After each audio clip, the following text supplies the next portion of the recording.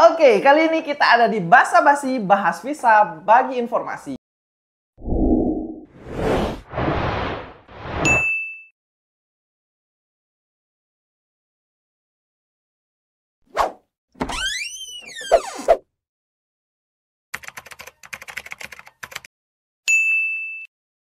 Oke, jadi kali ini teman-teman, untuk semuanya yang ada yang lagi nonton, nah kali ini kita akan bahas gimana sih caranya kuliah di luar negeri sambil bekerja. Nah ini kita udah kedatangan tamu penting dari luar negeri, bro ya.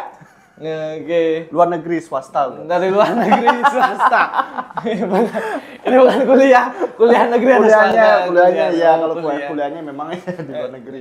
Kuliah di luar negeri. Orangnya lokal tetap. Ini manggilnya gimana nih? Bro, mister, atau pak, atau gimana? Jangan aja om gitu. Jangan aja.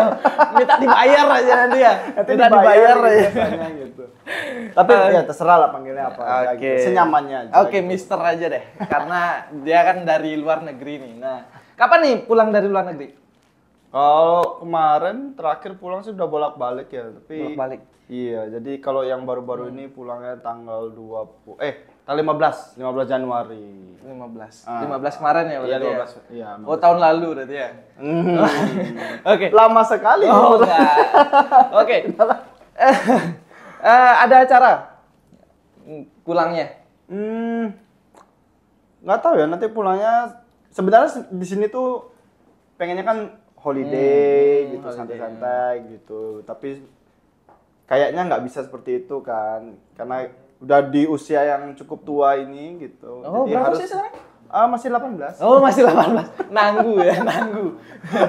Enggak, dan sekarang masih 25, tapi kan Oh. manfaatin waktu lah Oke, supaya iya, benar-benar. supaya nanti nggak pure aja holiday di sini. Kan work and holiday. Oh iya benar. Apalagi sekarang katanya kuliah lagi lah. Iya, kuliah lagi. Kuliah lagi. Hobi saya. Bukannya udah S2 kemarin ya? Iya. S2 di mana sih? Di Swiss. Di Swiss. Di Swiss. Tapi Tapi sekarang katanya kuliah lagi. S3. suka belajar soalnya. Oh, suka belajar. Hobi Saya Hobi. itu, ya. Oke, jadi emang gitu teman-teman ya. Ini jadi Mister ini perkenalin. Kenalin, ini Mister Billy namanya. Dia memang suka kuliah sambil bekerja. Jadi dulu sempat kuliah di Swiss untuk S2-nya. S1-nya di Indo. S1-nya di Indo, terus ngambil S2 di Swiss gitu. Ngambil apa kemarin? Global Business Management. Global Business Management. Dan sekarang, nih anehnya nih, udah S2 tapi dia lanjut kuliah lagi karena dapat beasiswa katanya. Yes, dapat dapat beasiswa. Jadi emang hobinya emang ya belajar, ngabisin uang emang. Tapi di sana ngasilin uang juga gitu ya. Ngasilin uang juga. Ngasilin uang juga. Gimana sih caranya? Emang beasiswa apa gitu? Oh, kalau beasiswanya sih sebenarnya mirip-mirip kayak beasiswa pada umumnya. Saya nggak berani nyebut merek di sini gitu. Tapi kalau adalah ya. adalah itulah. Itu kalau disebut nanti wow. Oh, sensor gitu ya. Gitu. Tapi emang disclaimer aja, memang beasiswa yang saya jalani itu kalau nanti teman-teman lihat sendiri itu namanya Destination Australia. Jadi Destination Australia ini memang diawali oleh pemerintah Australia, Australian government, itu kepada sekolah-sekolah di hampir di seluruh Australianya gitu. Tapi yang saya tahu adalah di masing-masing wilayah gitu. Jadi Australia kan dibagi beberapa wilayah yang cukup besar gitu kan. Nah, salah satu sekolahnya ini itu namanya ada TAFE. Nah, TAFE itu kan banyak, ada TAFE Queensland, ada TAFE New South Wales. Jadi per wilayah itu ada juga kan gitu. Nah, itu pemerintah Australia memberikan satu suntikan dana. Bukan bansos. Bukan ya? Yang dipotong-potong. Bukan ya. Bukan. Berbahaya sekali. Kenapa jadi pinggir jurang? Tolong disensor nanti ya guys ya gitu. Tapi ya itu jadi diberikan suntikan dana kepada sekolah bahwa sekolah ini wajib untuk merekrut international student terutama, karena kalau untuk yang lokal mungkin udah nggak tertarik ya lokal pasti ya ngapain juga gitu kan, sekolah lagi gitu.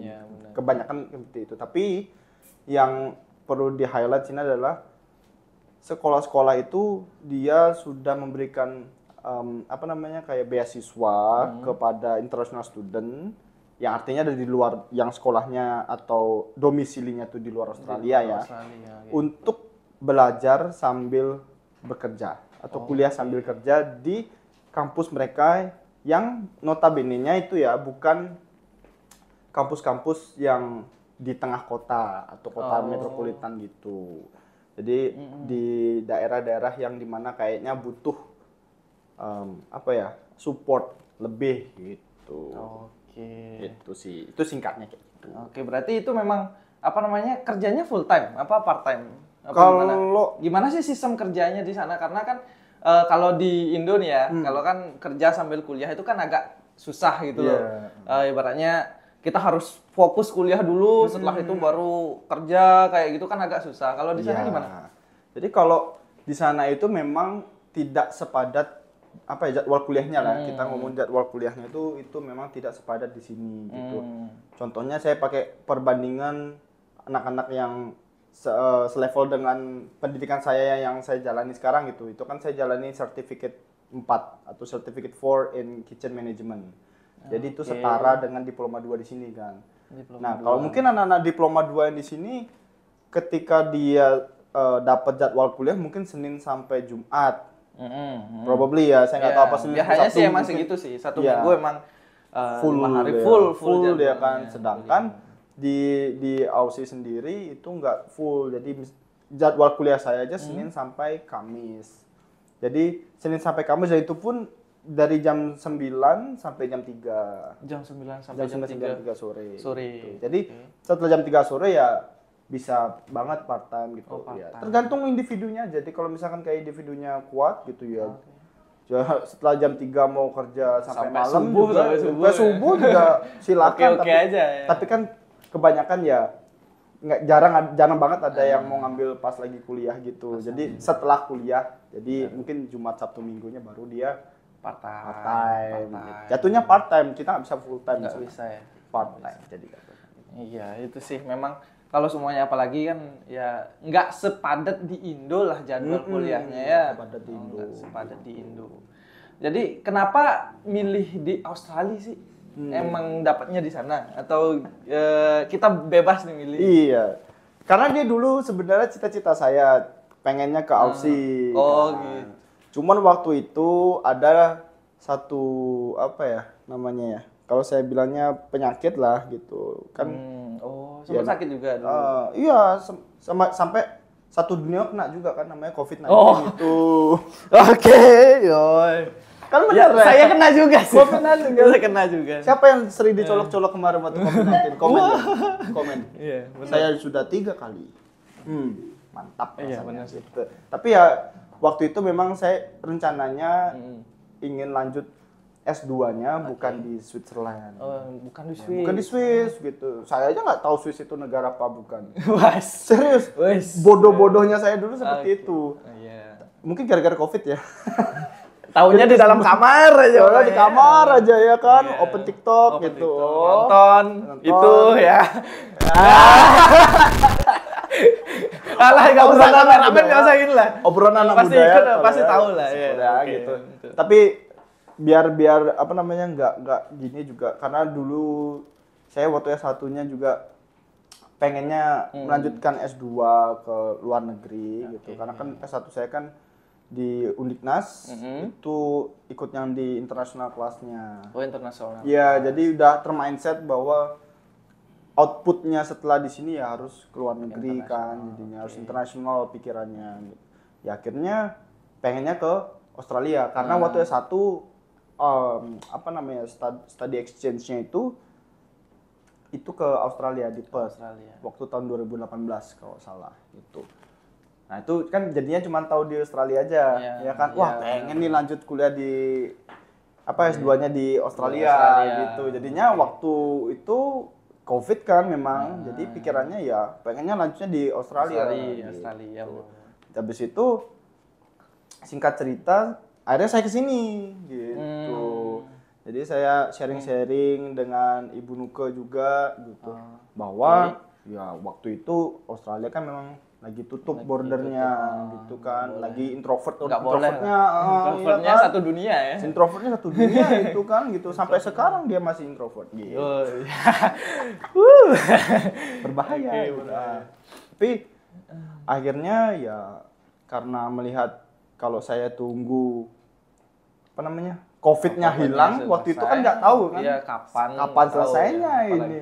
Siapa tahu nanti udah umur 50 baru selesai kan, selesai. baru masa saya lanjut S2.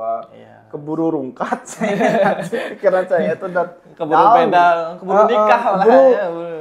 mau ngendong cucu. Mau nanti. ngendong cucu. Tapi akhirnya sama Ibu Nuke disaranin buat coba deh ke Switzerland aja, karena di Swiss itu kan sudah apa namanya aman lah ibaratnya dari COVID itu, mereka super lah penanganannya, jadi masih berani untuk handle, walaupun pada akhirnya Ya, sekarang ketika ngambil saya- lagi. ya iya pada akhirnya ke Australia lagi Australia gitu, lagi. karena lucunya adalah saya waktu itu udah nggak usah lah ke Australia lagi lah gitu, karena udah mikir udah S2 juga, terus pulang sini ya berkarir full gitu.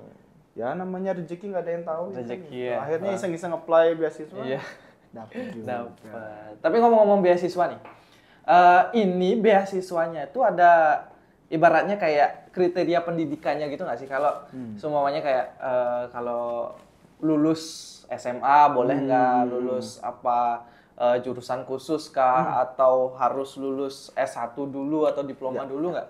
Atau gimana? Ya, ini sebenarnya cukup unik karena di persyaratannya di website officialnya itu, entah itu di TAFE Queensland atau di TAFE New South Wales, dimanapun itu di TAFE-nya itu nggak ada kriteria khusus. Oh, jadi semua boleh? Ya, jadi asumsi saya adalah dari berbagai latar belakang pendidikan itu mungkin bisa. Tapi kalau dari sisi kredit, kemungkinan dapat beasiswanya mungkin berbeda jadinya. Artinya apa? Contoh nih, kalau misalkan saya sebagai penilai beasiswanya, terus misalkan Guniksa nih gitu, jadi lulusan S2 di Swiss, misalkan saya tukar nih, sekarang S2 di Swiss, versus sama mereka yang apply beasiswa dengan latar belakang pendidikan SMA atau SMK. Pilih yang mana? Kemungkinan Ya berarti kan dilihatnya, sorry ya, bukan berarti nggak bisa atau enggak, tapi memang itu baru asumsi saya, bahwa saya belum pernah lihat anak-anak yang beasiswanya ini, mungkin nanti saya akan coba explore lagi, tapi saat ini sejauh ini itu anak-anak yang minimalnya S1 sudah pernah menempuh pendidikan sebelumnya itu dia dapat. Oh gitu. Super unik lah gitu, jadinya kayak saya ngelihatnya mungkin ini syarat dan ketentuannya gitu, yang A, B, C gitu, tapi belum tentu. Iya, kadang-kadang juga ada yang udah dapet nih jenjang S1, udah dapet mungkin kualifikasinya masuk dan sebagainya, kan takut dia, takut keluar negeri lah atau gimana. Itu ada nggak rasa dulu kayak pertama kali keluar negeri itu ada culture shock kah, atau apa takut keluar negeri kah? Ada nggak gitu? Biar nanganin tips-tipsnya itu loh. Sudah jelas ada. Pasti dong, kayak ini kan, wih dunia luar nih gitu, bukan negaraku nih kan gitu. Ini bukan circleku gitu.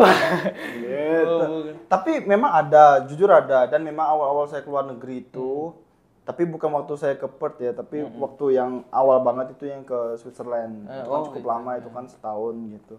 Itu benar-benar melatih saya bahwa tidak selamanya kamu tergantung sama apa yang kamu rasa nyaman gitu. Jadi maksudnya adalah pas saya drop, ya anggapnya drop ya gitu. Jadi di Swiss itu memang semua itu apa-apa sendiri. Hampir seluruh itu sendiri. Walaupun roommate saya itu, mungkin roommate saya sedang nonton ini, salam kangen, salam jumpa, karena lagi di Swiss dia juga. Oh gitu. Ya, lagi jalanin training visa. Hai dong. Hai dulu, oke. Mungkin kalau dia nonton, ingat jangan goreng kentang. Kenapa tuh? Ada apa dengan goreng kentang? Kenapa tuh dengan kentang? Karena dulu saya punya pengalaman, saya bilang pengalaman buruk nggak? Pengalaman yang cukup berkesan. Iya, cukup berkesan ke saya gitu. Kenapa tuh kentangnya tuh? Digosongin kah atau gimana kah? Mungkin saya juga yang waktu ini kan minta tolong goreng kentang gitu. Terus kentangnya kan masih beku. Gitu. Jadi kalau logikanya kalau kentang beku digoreng kan keluar apa ya? Kalau orang Bali bilangnya andus loh. asap, smoke-nya itu loh gitu. Saya tidak mencari asap-asapnya, tapi mungkin waktu itu sama-sama capek juga kan. Akhirnya asapnya gitu keluar banyak. Akhirnya file alarmnya itu, karena tiap kamar kan ada, tiap apartemen tuh kan ada ininya. Jadi file alarm. Benar-benar. Nyala. Basah dah semua. Langsung itu satu batalion tuh, satu banjar lah ibaratnya. satu banjar pemadam kebakaran tuh dateng gitu aja gitu. Dan itu heboh banget. Heboh sampai masuk ini grup WhatsApp satu angkatan itu, jadinya itulah salah satu cara untuk terkenal. Nah, jadi ada hikmahnya ya. Karena itulah saya terkenal satu kampus di Swiss itu. Sama teman saya. Itu temannya dari Swiss juga atau teman saya Bali juga, orang Bali juga. Oh, banyak orang Bali Iya, juga. orang Bali juga gitu. Oh, di Australia sekarang yang ngambil beasiswa yang sama mungkin? Enggak, kalau yang sekarang itu dia bukan dari Bali lah intinya. Tapi sesama orang Indonesia juga. Sesama orang Indonesia. Sama orang Indonesia juga. Berarti banyak di Australia. Oh, bukan banyak lagi, kayaknya udah migrasi ketuker gitu. Orang Australia ke Indonesia. Kalau dikumpulin orang Australia dipindahin ke Bali penuh kayaknya. Penuh, fix itu penuh gitu. Tenggelam bisa Bali bisa. Gitu. Oh, berarti nggak perlu ibaratnya kayak saya nih ibaratnya kan belum pernah nih keluar negeri nih. Jadi pikiran saya tuh, wah di luar negeri nih nggak ada teman lagi. Gimana cara ngomongnya ntar ketemu bule semuanya kan gimana kan agak jadi takut sendiri gitu. Berarti nggak perlu takut ya di sana banyak. Sebenarnya nggak perlu takut. Memang sih culture shock itu pasti ada gitu di tiap-tiap negara. Bahkan yang negara tetangga pun, contohnya kayak kita ke Singapura, Malaysia gitu kan mungkin masih ada beberapa hal yang sedikit berbeda dengan apa yang kita lakukan pada biasanya. Cuman again, kalau kita sudah memutuskan keluar negeri, kita harus punya sikap yang namanya sikap adaptif. Jadi kita harus menyesuaikan dengan kondisi di mana kita berdiri itu, kita harus benar-benar respect pada budaya yang berlaku di sana. Jangan kita boleh bawa budaya kita ke sana, but sesuaikan dulu.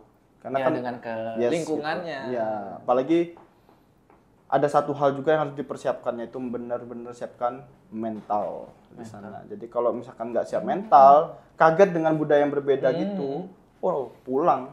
Pasti nangis, nggak kuat ya. Pasti. Banyak nggak teman-teman di sana yang ibaratnya kayak nggak kuat nih, gitu. Wah, butuh support system nih, gitu kan? Banyak. Gitu. Salah satunya saya, serius. Oh, saya masa? salah satunya gitu. Oh, sempat kena gini, kayak pressure gitu kayak. Kalau saya lebih ke homesick.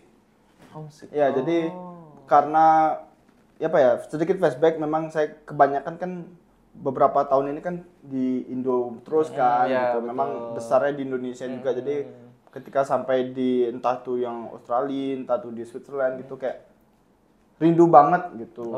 Entah itu rindu keluarga, entah itu rindu banget sama makanan. Oh, makanan di sana gimana? Makanannya roti terus atau ada lawar nasi campur nggak di sana? Nggak? Itu yang saya tidak ada. Gitu. Mungkin di Sydney atau Melbourne ada. Oke. Cuman kan saya ngomongin tempat di mana saya menempuh pendidikan atau tinggalnya sekarang gitu. Jadi kalau mau nyari misalkan nih contoh babi guling gitu kan, atau mungkin nyari yang lawar ayam gitu. Endorse. Tolong sensor. Itu nggak ada. Gitu. Itu nggak ada. Jadinya kan Tapi kalau dari sisi makanan juga beda-beda tipis lah gitu. Cuman paling yang menonjol adalah tingkat keasinannya. Jadi kalau di sana tuh asin bagi mereka asin biasa. Tapi bagi saya udah terlalu asin ini. Asin gitu. banget, Gitu. Ya seputar-seputar itu. Iyalah, karena lingkungannya berbeda, iklimnya juga berbeda. Pergaulan semua. Sama itu harus dipersiapin sih bagi teman-teman yang mungkin nanti mau keluar negeri, punya rencana keluar negeri kayak aku mau jalan-jalan nih ke luar negeri, atau mau study, atau kayak misternya, atau mau kerja ke luar negeri, harus dipersiapin sih kayak mungkin dari kebiasaan, terus culture, karena memang di luar negeri kan punya aturan publik juga kan, aturan-aturan pemerintahnya juga berbeda, jadi kayak gitu. Dan ada nggak saran-saran nih dari Mister buat yang masih menempuh jenjang kuliah di Indonesia, mungkin yang masih SMA, SMK atau yang kuliah atau yang kuliah S1, diploma dan sebagainya buat dapat nih beasiswa yang hampir sama lah kayak Mister. Ada nggak tipsnya gitu? Nah, tipsnya sebenarnya cukup 2 kata saja sih sebenarnya. 2 kata. Apa tuh? Motivation letter. Motivation letter alias kalau tim konsultan visa bilangnya statement of purpose. Statement of purpose. Betul. Jadi itu artinya adalah tujuan kita secara tertulis ke sana tuh apa? Kenapa kita harus dapetin beasiswanya itu?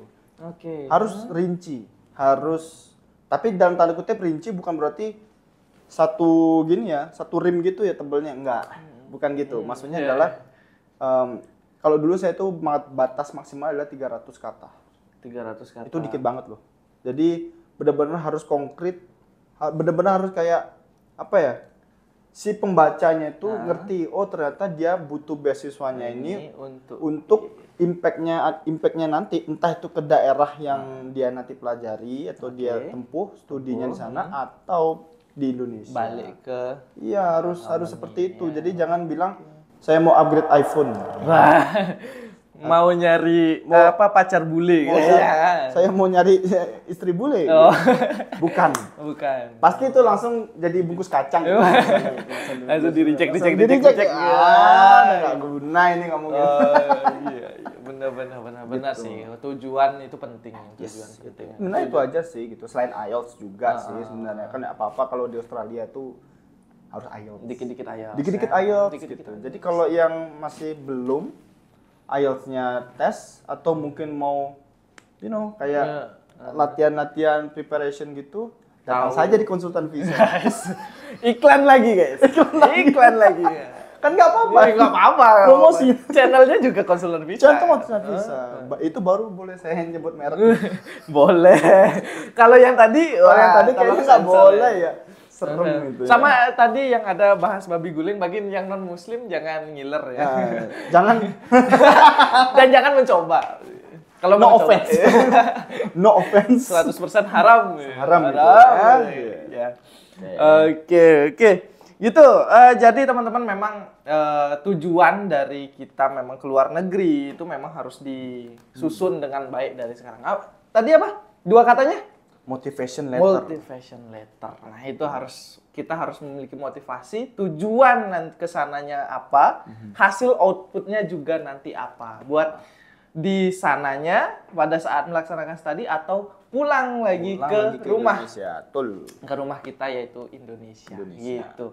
Mungkin itu aja. Terakhir nih, ada kata-kata terakhir dari Mister untuk kita nih sebagai generasi muda lah ibaratnya ya.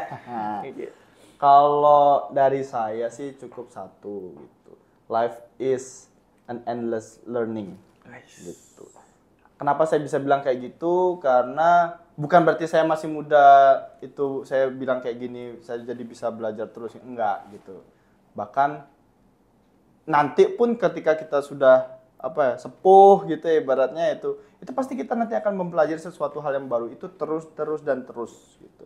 Sampai nanti nafas berhenti. Jadinya jangan pernah berhenti belajar, jangan bosen-bosen belajar karena ujung-ujungnya nanti kalian akan belajar. Intinya kita tidak akan berhenti belajar dimanapun dan kapanpun. Gitu. Oke, itu tadi podcast singkat kita mengenai Mister. Thank you loh udah datang dalam podcast kita hari ini ya. Ini sharing memang informasinya sangat menarik banget bagi teman-teman yang pengen keluar negeri untuk jalan-jalan kah, studi kah, atau dapat beasiswa kah, atau mau kerja kah, silahkan untuk datang konsul kita ke konsultan visa. Konsultan visa, everyone can oversee. Everything could be so simple, but you want to make it difficult for yourself.